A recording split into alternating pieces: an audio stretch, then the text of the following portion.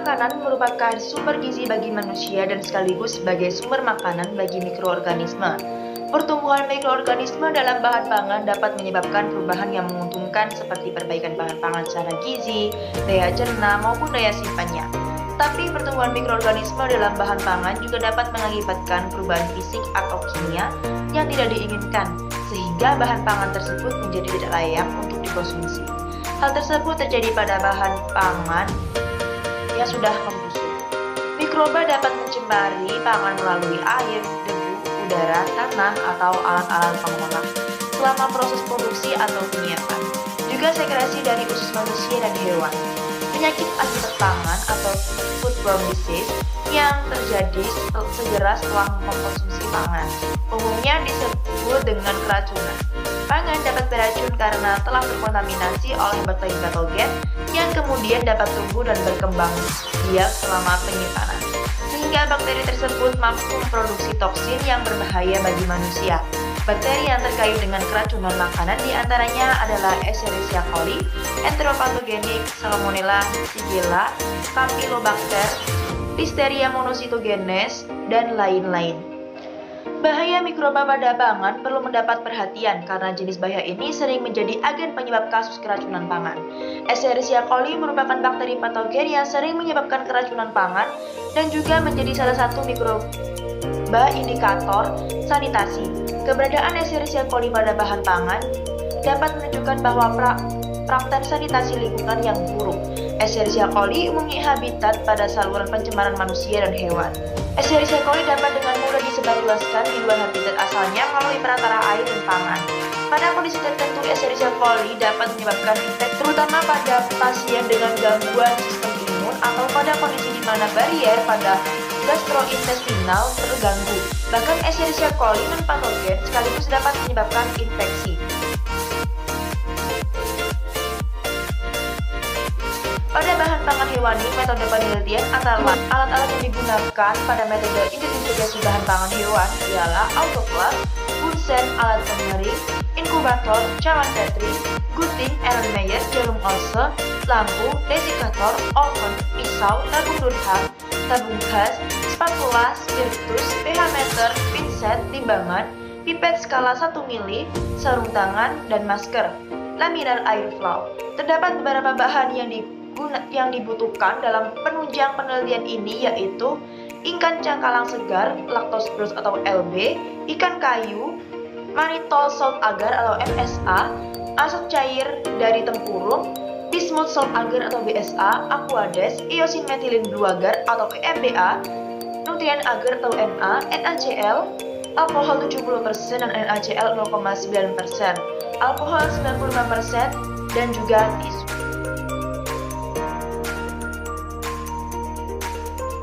Perlakuan yang digunakan dalam penelitian tersebut adalah dengan membagi sampel menjadi dua, yaitu perbedaan konsentrasi asap cair sampel dan lama perendaman sampel. Pada konsentrasi asap cair dibagi menjadi 3 konsentrasi, yaitu 1% dengan kode A1, 2% dengan kode A2, 3% dengan kode A3. Pada lama perendaman juga dibagi menjadi 3, yaitu 10 menit dengan kode B1, 20 menit dengan kode B2, 30 menit dengan kode B3. Sehingga diperoleh unit percobaan yang akan dilakukan sebagai berikut. Adapun tahap penelitian adalah sebagai berikut. Yang pertama, pemilihan bahan baku ikan cakalang segar dengan kisaran berat 0,5 sampai 1 kg. Dan kedua, pengambilan sampel awal untuk pengujian angka lempeng total, analisis coliform dan Escherichia coli, analisis Staphylococcus sp serta analisis Salmonella sp. Yang ketiga, pembuatan asap cair. Yang keempat, penentuan konsentrasi asap cair. Yang kelima, pengecaran asap cair dengan 1, 2, dan 3%. Pembuatan ikan kayu, pengambilan sampel pada produk ikan kayu saat awal pengeringan dan pengeringan akhir. Untuk pengujian angka lempeng total atau ALT, analisis coliform dan Escherichia coli, analisis Staphylococcus dan analisis Salmonella. Diagram alur prosedur penelitian tersebut adalah yang pertama, ikan cakalang segar. Yang kedua, pengambilan sampel untuk analisis lempeng total atau ALT, analisis coliform dan Escherichia coli, analisis Staphylococcus sp dan analisis Salmonella sp. Yang ketiga, disiani lalu difilet dan direndam pada konsentrasi asap cair 1%, 2%, 3% selama 20-30 menit. Keringkan dalam oven selama 1 jam dan jeda selama 2 jam pada suhu 60 sampai 85 derajat Celcius. Selanjutnya, pengambilan sampel untuk analisis lempeng total atau ALT, analisis coliform dan Escherichia coli, analisis Staphylococcus sp dan analisis Salmonella sp. Dan ikan kayu asap cair. Lalu pengambilan sampel untuk analisis lempeng total dan pengambilan sampel untuk analisis lempeng total atau ALT, analisis coliform dan Escherichia coli, analisis Staphylococcus sp dan analisis Salmonella sp. Hasil analisis lempeng total atau ALT pada ikan segar adalah 3,4 kali 10,4 koloni per gram sampel pengeringan awal, 7,6 kali 10 pangkat 3 koloni per gram sampel dan pengeringan akhir. Angka lempeng total terendah adalah 2 kali 10 pangkat 3 koloni per gram sampel. Nilai angka lempeng total tersebut menunjukkan bahwa pada saat ini masih dalam bentuk ikan segar hingga telah menjadi produk ikan kayu. Jumlah mikroba yang terdapat dalam produk ini mengalami penurunan. Hal ini dipengaruhi oleh tingkat konsentrasi dan perendamannya. Turunnya mikroba juga disebabkan karena penetrasi asap cair dan tingginya konsentrasi ke dalam daging ikan. Dibandingkan dengan SN 0127211992 menyatakan bahwa batas toleransi untuk keamanan ikan kayu adalah 1 kali 10⁴ koloni per gram sampel, sehingga ikan kayu yang dapat diolah dengan konsentrasi 1, 2, dan 3% serta selama pendaman 10, 20, 30 menit berada jauh di bawah batas toleransi. Tiap jenis mikroba mempunyai toleransi yang berbeda terhadap suhu. Semakin tinggi suhu akan semakin sukar mikroba bertumbuh dan pada suhu tertentu akhirnya mati. Ikan kayu yang menggunakan asap cair dengan konsentrasi 1, 2, dan 3% serta selama pendaman 10, 20, 30 menit menunjukkan bahwa adanya penurunan mikroba yang dipengaruhi oleh lamanya pengeringan. Lamanya pengeringan membuat pertumbuhan mikroba semakin turun. Semakin sering pengeringan dilakukan, maka tingkat pertumbuhan mikroba sangat rendah. Penurunan jumlah mikroba yang menurun juga dikarenakan perlakuan konsentrasi yang berbeda. Dapat mengakibatkan penurunan yang drastis terhadap mikroba. Semakin tinggi konsentrasi asap cair, maka mikroba semakin berkurang. Sehingga kombinasi antara tingginya konsentrasi asap cair dan banyaknya jumlah pengeringannya dapat menjamin penurunannya pertumbuhan mikroba dan membuat produk ikan kayu menjadi lebih awet. Analisis coliform dan Escherichia coli, hasil uji pendugaan pada ikan segar dengan nilai MPN seperti berikut. Dengan hasil yang positif ini, maka dilakukan pengujian peneguhan dengan media selektif atau EMDA dengan metode GORES. Hasil inkubasi didapat di koloni berwarna hijau metalik sebanyak 2 koloni. Dibandingkan dengan SNI ikan segar, toleransi untuk kombinasi Escherichia coli adalah kurang dari 3, sehingga ikan segar yang digunakan dalam penelitian ini memiliki mutu baik. Untuk ikan kayu, hasil dalam uji pendugaan untuk ikan kayu dengan metode MPN tidak ditemukannya perubahan warna dan tidak ada gelembung gas. Hal ini menyerahkan untuk pengujian MPN ikan kayu hasilnya negatif, sehingga tidak dilakukan uji peneguhan.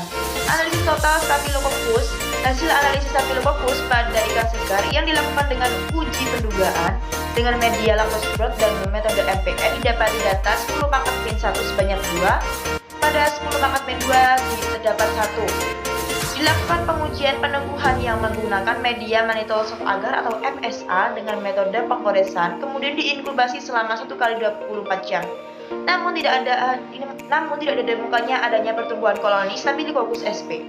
SNI 0127211992 menyatakan syarat mutu ikan asap yang memiliki toleransi Staphylococcus sp MPN per gram atau MAKS sebanyak 1 kali 10⁻⁻3, sehingga keberadaan Staphylococcus pada produk kayu dengan konsentrasi 1, 2, 3% dengan perendaman 10, 20, 30 menit adalah negatif. Analisis Salmonella sp, hasil pendugaan dengan metode lactose dengan metode MPN pada ikan segar didapati hasil yaitu 10⁻⁻1 sebanyak 2 dan 10⁻⁻2 sebanyak 1, 2, 1, 0, sehingga dilakukan uji peneguhan dengan menggunakan media bismuth salt agar atau BSA yang diinkubasi selama 1 kali 24 jam dilanjutkan dengan pengamatan. Sampel yang diinkubasi tidak ditemukan adanya pertumbuhan koloni, sehingga pada ikan segar Salmonella sp adalah negatif. Pada proses pengeringan awal hingga menjadi ikan kayu, hasil yang didapat adalah negatif. Pengeringan yang menggunakan suhu tinggi secara berulang-ulang dapat menyebabkan kerusakan pada mikroorganisme termasuk Salmonella sp, sehingga pada pengujian keberadaannya pada ikan kayu hasilnya negatif.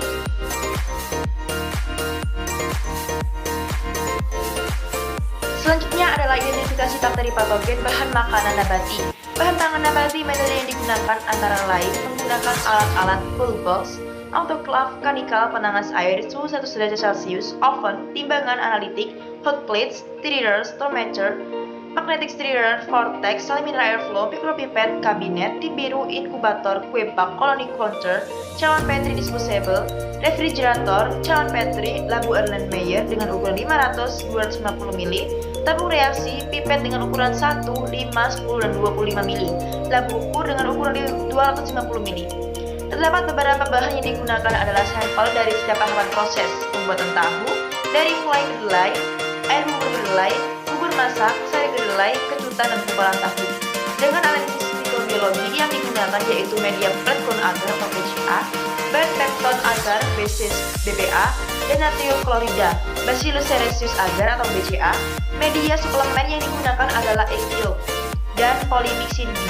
Bahan lain yang digunakan antara lain aquades, spiritus, dan alkohol.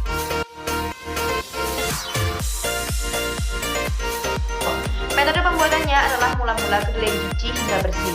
Kemudian dilakukan proses perendaman selama kurang lebih 2 jam. Setelah itu kedelai digiling sampai diperoleh bubur kedelai. Selanjutnya bubur kedelai dimasak hingga mendidih dan dilakukan proses penyaringan sampai diperoleh sari kedelai.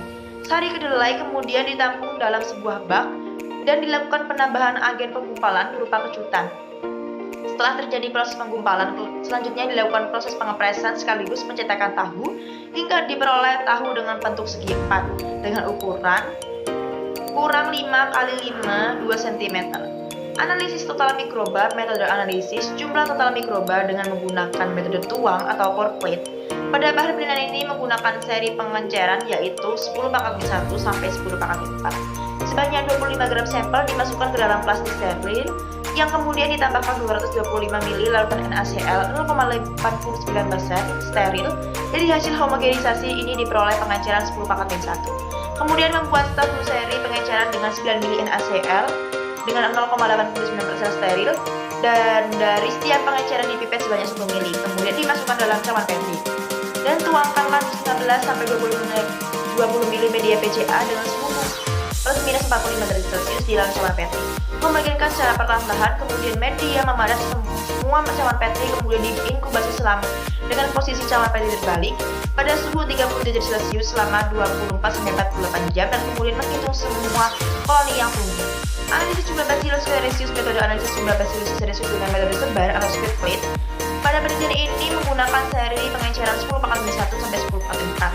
Cawan Petri yang sudah steril disiapkan terlebih dahulu, kemudian menuangkan 15-20 ml media BCA plus, pilih mixin dan kuning telur, kemudian cawan Petri hingga memadat.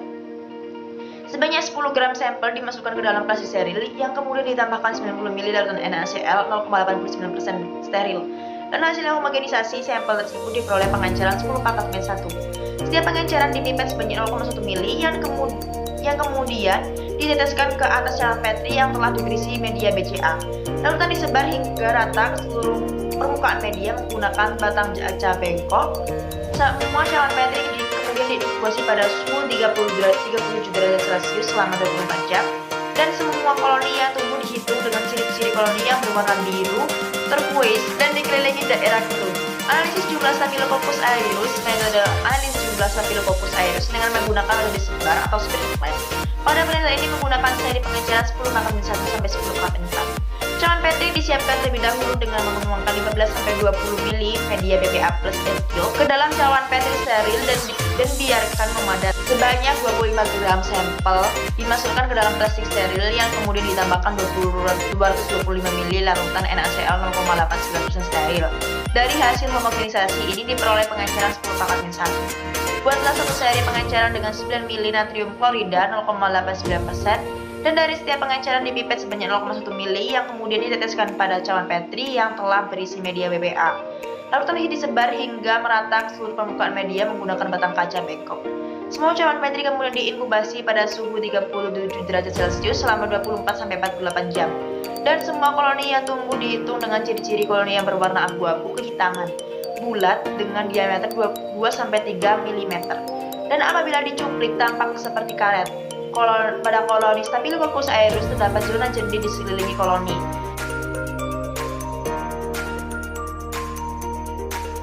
Hasil dari pengamatan tersebut yaitu analisis jumlah total mikroba.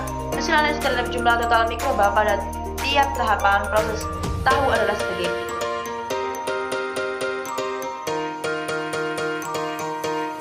Analisis jumlah Bacillus cereus. Hasil analisis terhadap jumlah Bacillus cereus pada tiap tahapan proses tahu adalah sebagai berikut.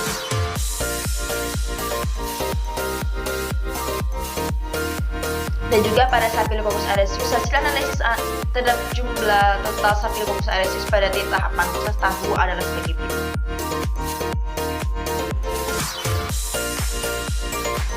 Bakteri yang ditemukan dalam tahu biasanya dikarenakan pada proses pengolahannya terjadi kontaminasi.